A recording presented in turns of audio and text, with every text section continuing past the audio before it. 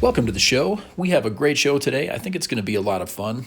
This project started out, I was just going to make kind of a simple, straightforward hunting knife type of knife from a piece of O-1 tool steel, 1/8-inch bar stock, and I had kind of an idea, rough idea in my mind of what I wanted it to look like. But it was one of those projects where I just wanted to kind of cut into the metal and start working and see what came out. Now, along the way, I actually made quite a few changes to the design. This doesn't resemble very closely the design that I had in my head originally, but sometimes, at least for me, part of the fun of doing this work is starting in on a project and in some ways kind of letting the design assert itself, even though you maybe had a certain idea when you started. It's fun to see how the thing takes shape.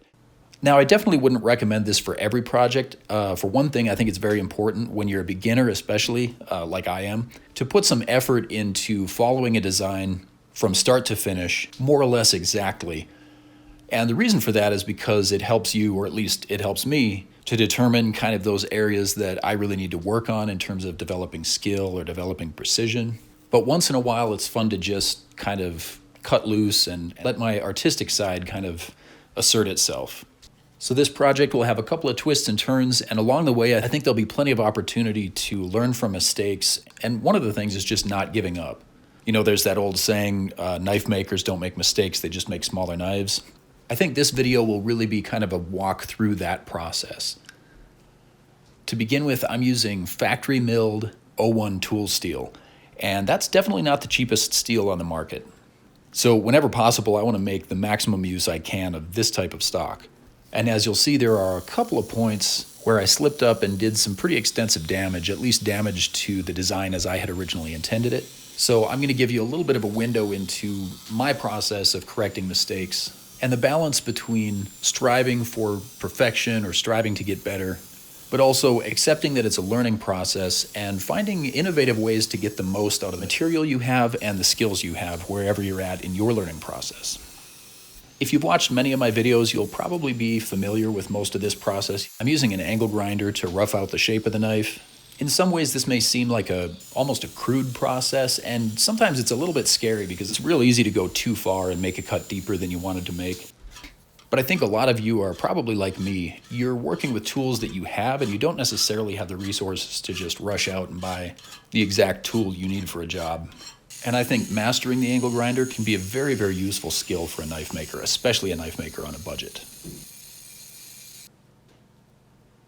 With the overall design roughed out, I'm starting the process of refining it and smoothing it with my sort of improvised belt grinder.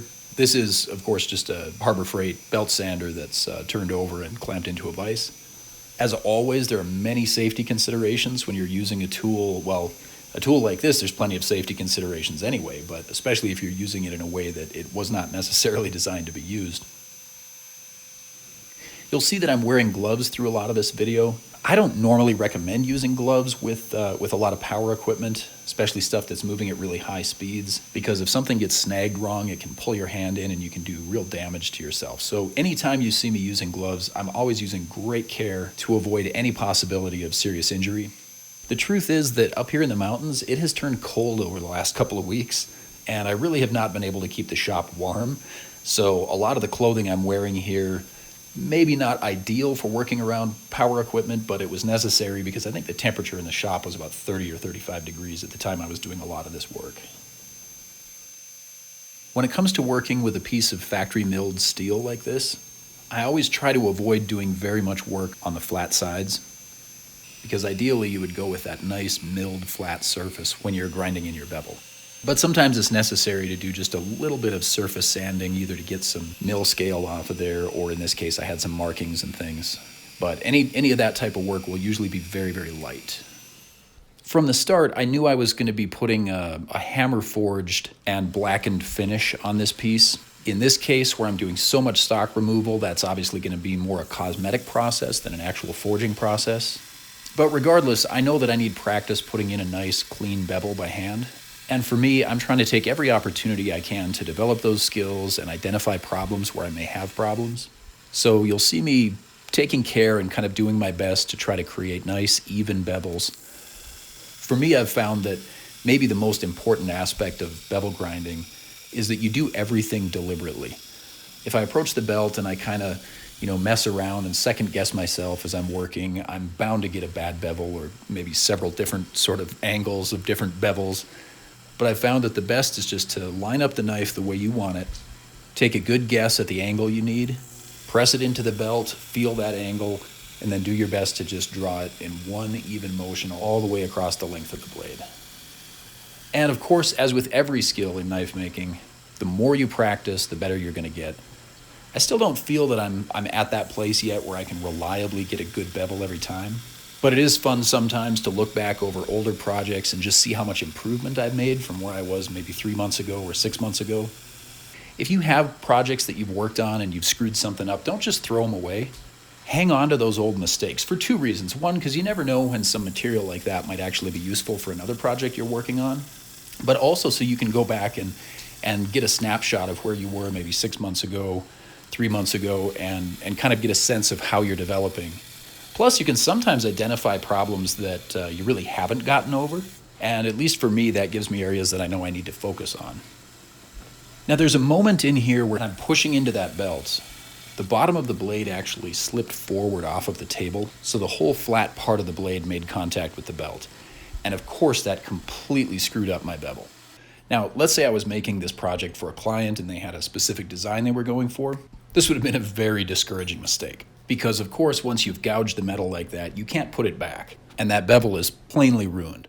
But the nice thing about doing a project like this, where I'm mainly just doing something for myself and I'm practicing, working on improving my own skills, is that I have the freedom to now adapt the design to cover that mistake. Of course, there's also the additional advantage that I'm going to be putting a hammer-forged finish on this, so that any relatively minor errors like that will be totally covered by the texture and the hammering and the ultimate finish on the blade. But one of the things I decided to do here was to move from a flat grind, which was my original intent for this, and change it up to a convex grind. And one of the nice things about a convex grind is that you can really use that soft area of the belt to smooth out any inconsistencies or errors in the grind line.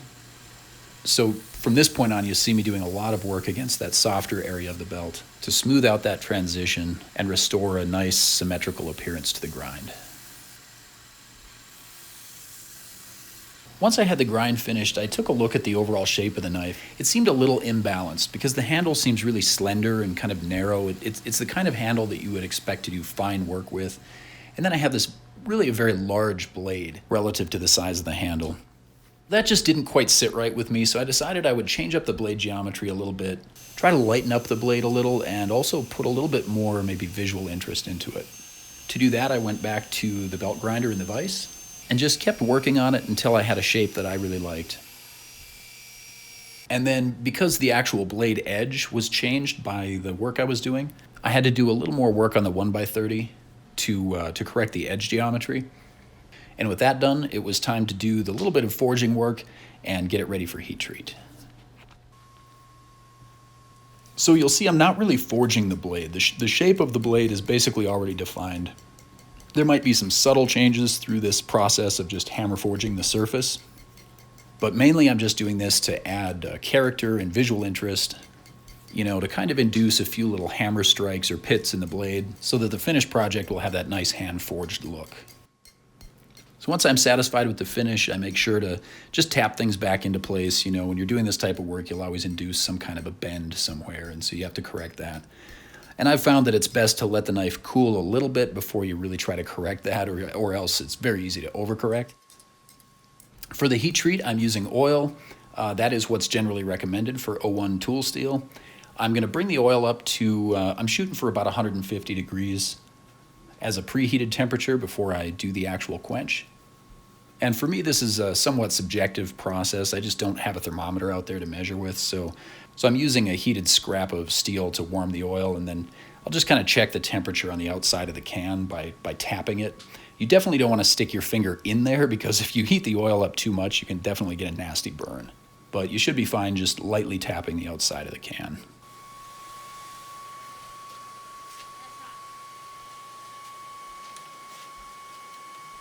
With the quench done, I just looked over the blade, made sure there was no serious warping or any cracks or anything like that.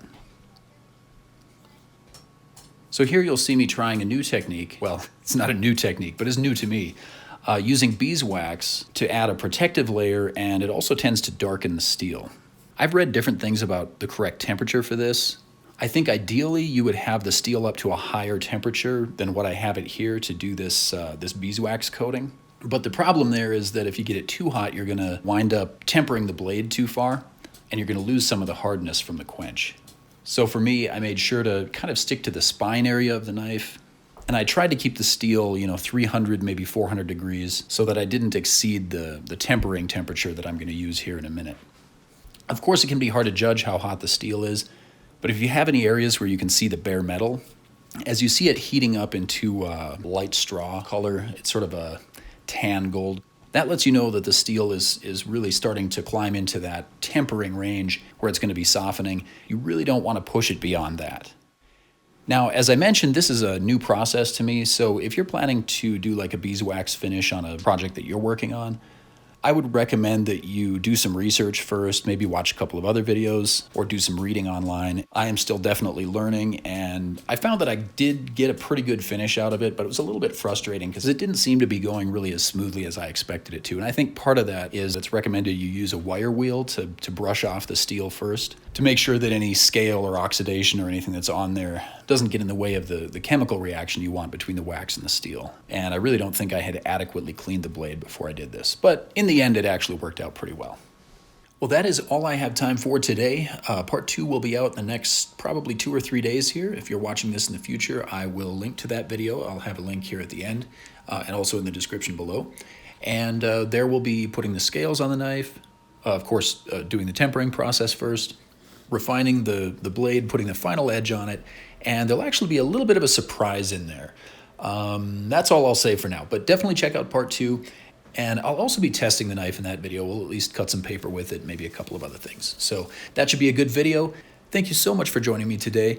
If you haven't subscribed, please do. I usually upload about 2 or 3 times a week, so there'll always be something new here. And with that, I'll say, whoever you are, whatever you're doing, have a wonderful day. We'll see you in the next video.